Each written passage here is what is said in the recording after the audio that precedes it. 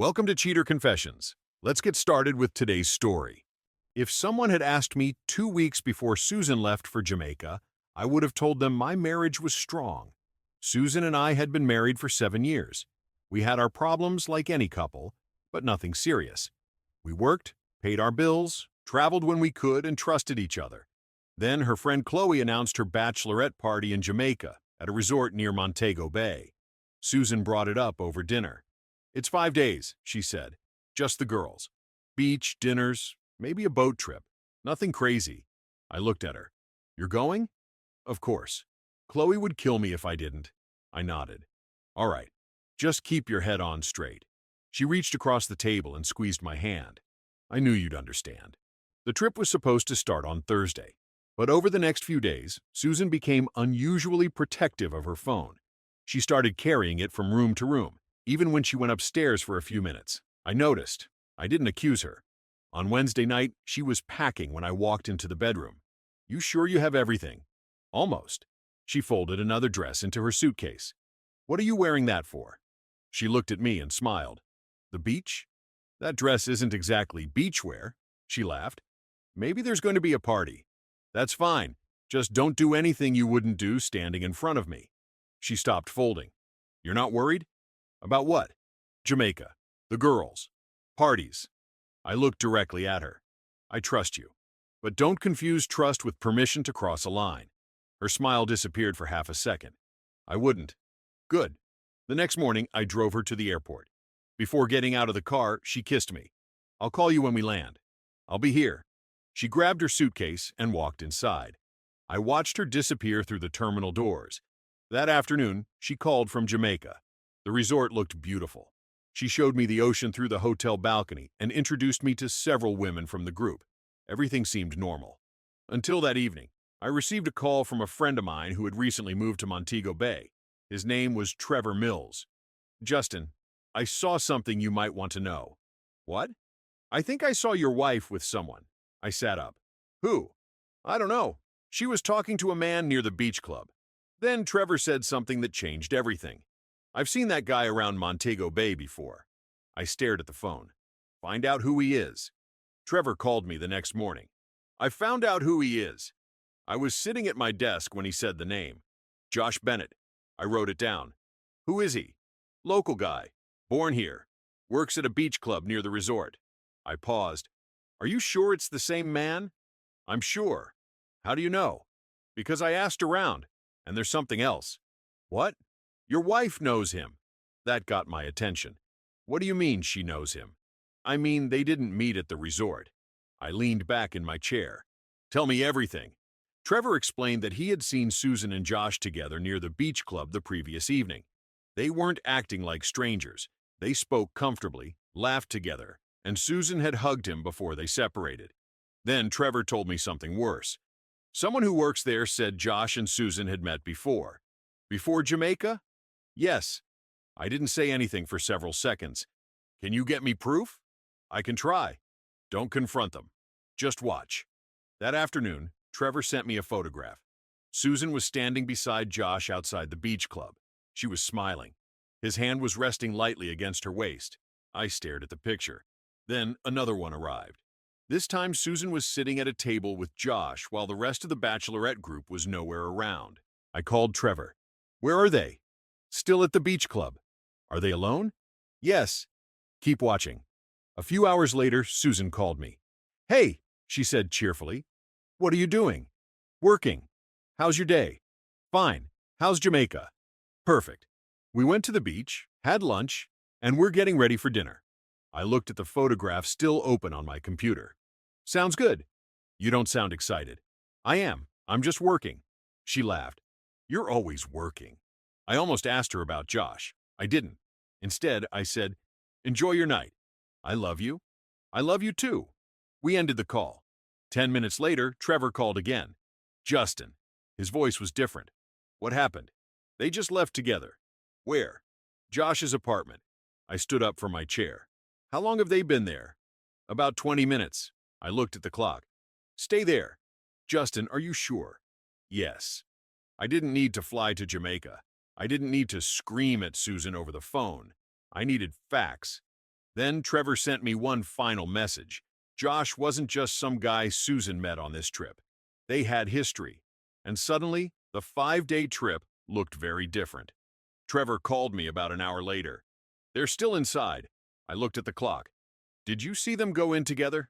Yes? Anyone else? No, just Susan and Josh. I took a breath. Stay there until they leave. I will. I ended the call and immediately contacted a divorce attorney I had used for a business matter. Her name was Rachel Whitmore. She answered on the second ring. Justin, I need a consultation. What's going on? My wife is in Jamaica with another man. There was a short pause. Do you have evidence? I'm getting it. Then don't confront her yet. I wasn't planning to. That was the part I wanted her to understand. I wasn't calling to ask whether I should leave my wife. I had already decided that if the evidence confirmed what I suspected, I was done. Rachel asked me to bring everything to her office the next morning. Then Trevor called again. They left. Together?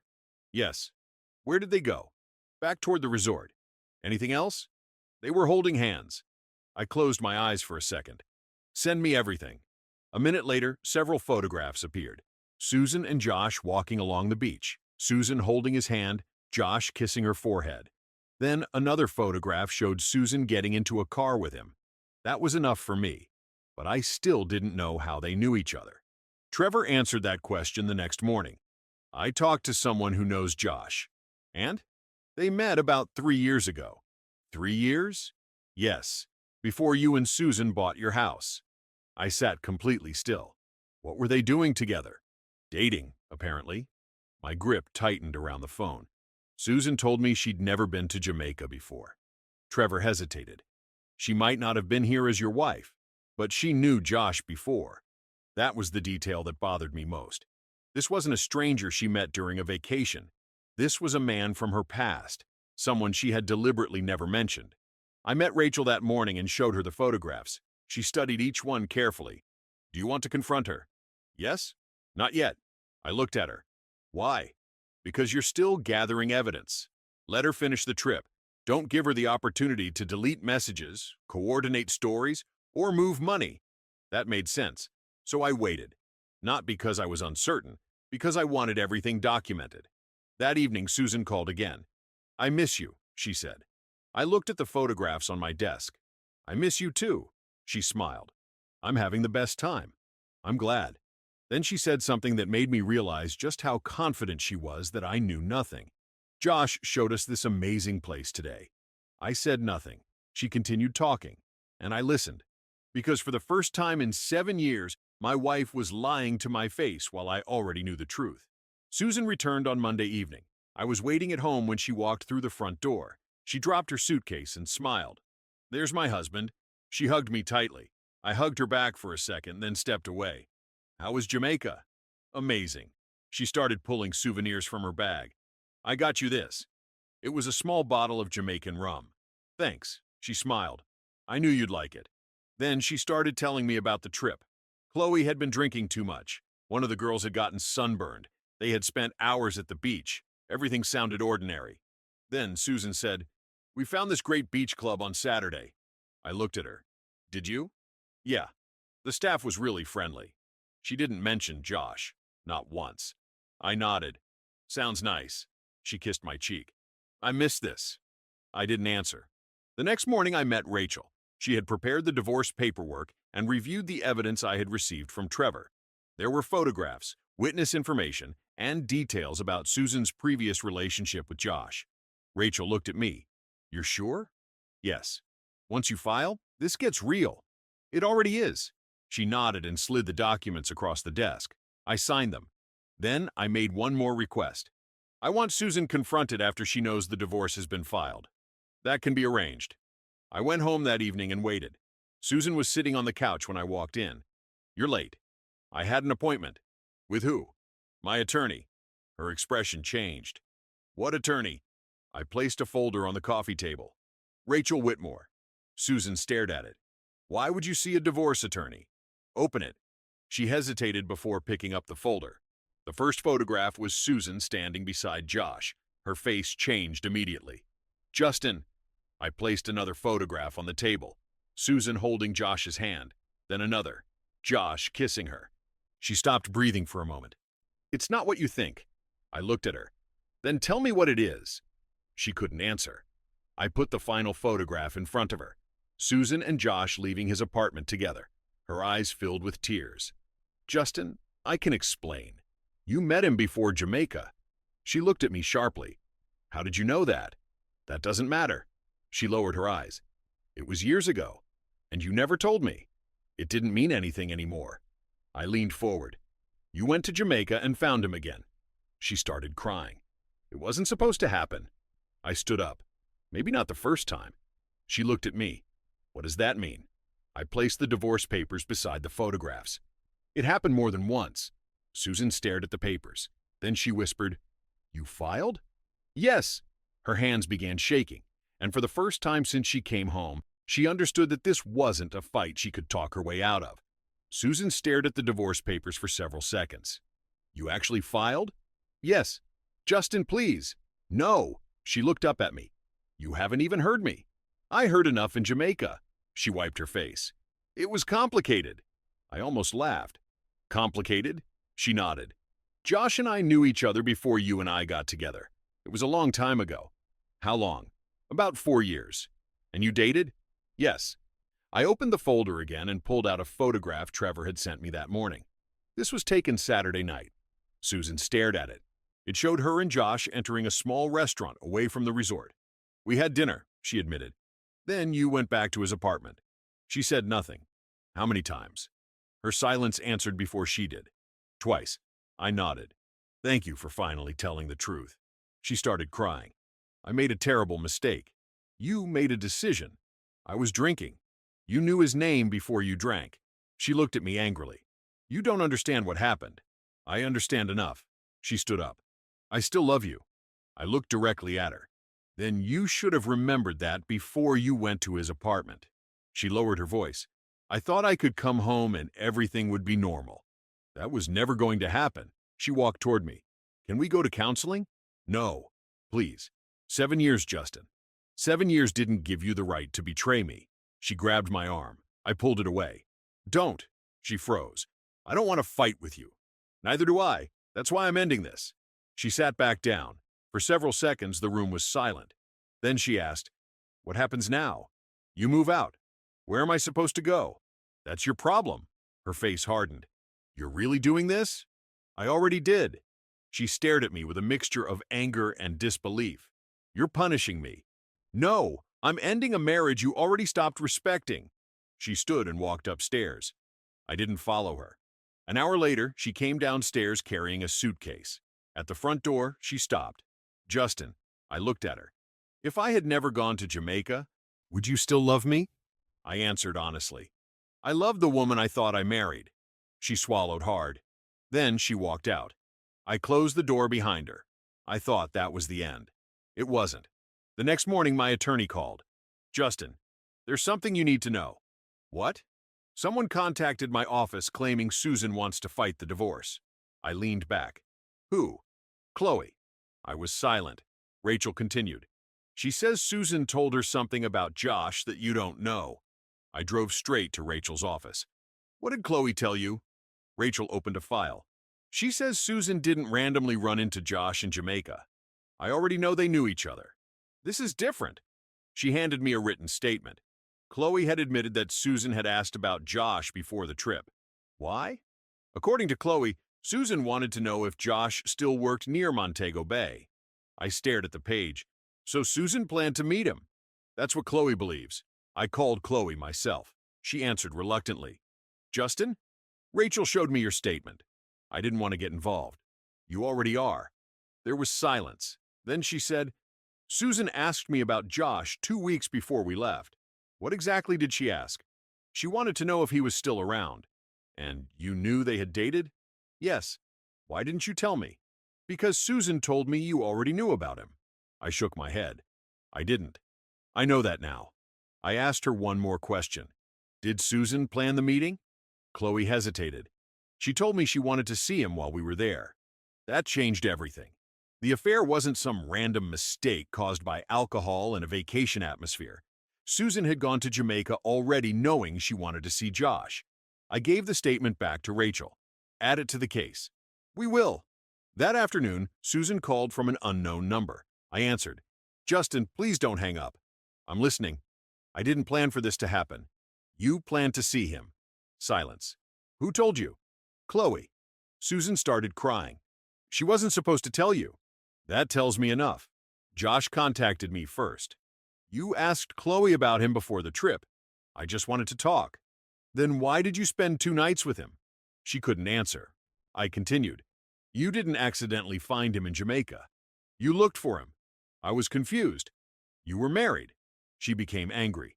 You act like I never loved you. I don't care what you call it anymore. Your actions answered that question. She was quiet. Then she said, Can we meet? No, just once. You had 7 years to talk to me. She began crying again. I've lost everything. I looked at the paperwork on my desk. No, Susan. You lost something you chose to gamble with. I ended the call. Rachel looked at me. You're sure you don't want to speak with her again? Yes. Then we'll finish this properly. For the first time since Jamaica, I felt the situation moving toward an actual ending. But there was still one thing I hadn't done. Josh had a life outside Jamaica, and someone else deserved to know exactly what happened. I asked Rachel to find out whether Josh was married or involved with anyone. She came back with an answer the next afternoon. He isn't married, she said, but he has a long-term partner. Her name is Maya Ellis. I looked at her. Does she know about Susan? No. I thought about it for a moment. Then she should. Rachel studied me. Are you trying to get revenge? No. Then why tell her? Because if I were in her position, I'd want to know. Rachel nodded. Stick to facts. Nothing more. I agreed. I sent Maya the photographs and the dates, along with the information confirming that Susan and Josh had been together in Jamaica. I didn't insult Josh. I didn't threaten him. I didn't even ask her to contact me. I simply gave her the truth. 2 days later, my phone rang. It was Maya. I received what you sent. I figured you would. Is this all real? Yes. There was a long silence. How long have they known each other? Years. And Susan came to Jamaica looking for him? I paused. I have a statement from her friend confirming Susan asked about Josh before the trip. Maya exhaled slowly. Thank you for telling me. You deserve to know. She didn't say anything for several seconds. Then she said, I confronted him. And? He admitted they were together. I nodded, even though she couldn't see me. I'm sorry. So am I. We ended the call. I never heard from her again. After that, everything moved quickly. Susan's attorney stopped arguing about the affair once Rachel provided the photographs, witness statement, and other evidence. The bigger problem was the timeline. Susan had initially claimed the affair happened because she was drinking and made one mistake. The evidence showed she had been asking about Josh before she ever left for Jamaica. That destroyed the story she had been telling everyone. A few weeks later, Susan's parents contacted me. Her father sounded embarrassed. Justin, I don't know what to say. You don't have to say anything. She told us she made one mistake. I know what she told you. He was silent. Then he said, We're sorry. I appreciate that. I didn't blame them for what their daughter had done.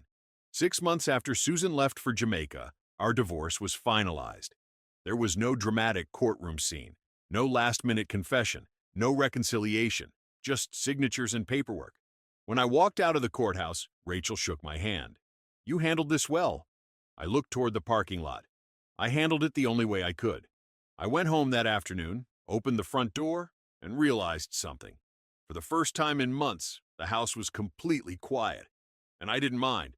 But 3 weeks later, while I was leaving a grocery store, I heard a familiar voice behind me. Justin. I turned around. Susan was standing beside a parked car. She looked nervous. I just want 5 minutes. I looked at my watch. Make it 1. She nodded. Then she said the one thing I never expected to hear.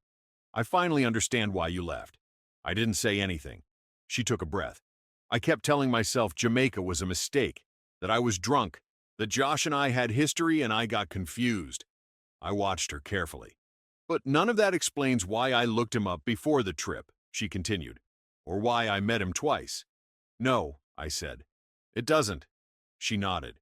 I've thought about that every day. You should have thought about it before you went to his apartment. I know. For once, she didn't argue. She looked down at the ground. I thought I could have both. Both what? You and that part of my life. I shook my head. You never had both. You had me until you decided to risk losing me. A tear rolled down her cheek. I loved you. I believe you. She looked surprised. You do? Yes, but loving someone doesn't stop you from betraying them. She wiped her face. Do you hate me? No. That answer seemed to hurt her more than anger would have. Then what do you feel? I thought about it. Nothing that belongs in your life anymore. She nodded slowly. I wish I could go back. You can't. I'd change everything. You had that chance in Jamaica. She looked at me. Every time you met Josh, you had another chance to stop. You didn't. She didn't defend herself. After a few seconds, she said, I hope you find someone better. I hope you figure out how you became someone who could do what you did. She lowered her eyes. I probably deserved that. No, you deserve to live with your choices. That's different. She looked at me one last time. I really am sorry. I know. I opened my truck door. Before getting inside, I turned back. You know what the worst part is? She waited. When you left for Jamaica, I thought I might lose my wife. Her eyes filled with tears. But I was wrong. By the time you came home, you'd already made yourself someone I couldn't stay married to. I got into my truck. Susan didn't stop me. I drove away without looking back. 7 years of marriage hadn't ended because of one night in Jamaica. It ended because Susan had made a choice before she ever boarded that plane. She found Josh again. She hid it from me. Then she chose him twice. I didn't destroy our marriage by filing for divorce. I simply refused to keep living inside a lie. And when I think about that trip now, I don't think about what Susan took from me. I think about what I finally got back. My peace, my home, and the certainty that the next time I trust someone, it will be because they earned it. Thank you for watching.